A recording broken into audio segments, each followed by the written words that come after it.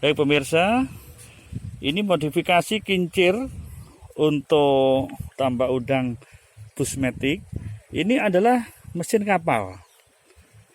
Persis dijunjung ke sini, diangkat ke sini, dijadikan sebagai kincir. Ini siang hari sekitar jam 2. Kincir dimatikan karena mau disipon. Airnya gelap warnanya.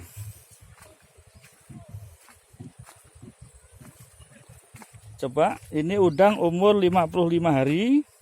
Kita lihat anco, Pak Bandi. Ini pemiliknya adalah Pak Bandi yang ada di Pelabuhan Perigi, Trenggalek, Jawa Timur. Nah, kita lihat anco. Umur udang baru 55 hari.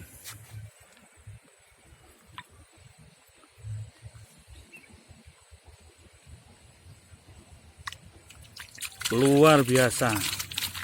Ini sudah size 70-an, 60-70. Sudah Pak, cukup. Kepadatannya 200 ekor per meter persegi.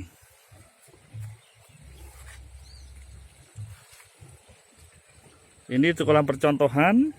Dan baru pertama kali ini beliaunya untuk budidaya udang seperti ini dengan menggunakan probiotik berbasis herbal. Terima kasih.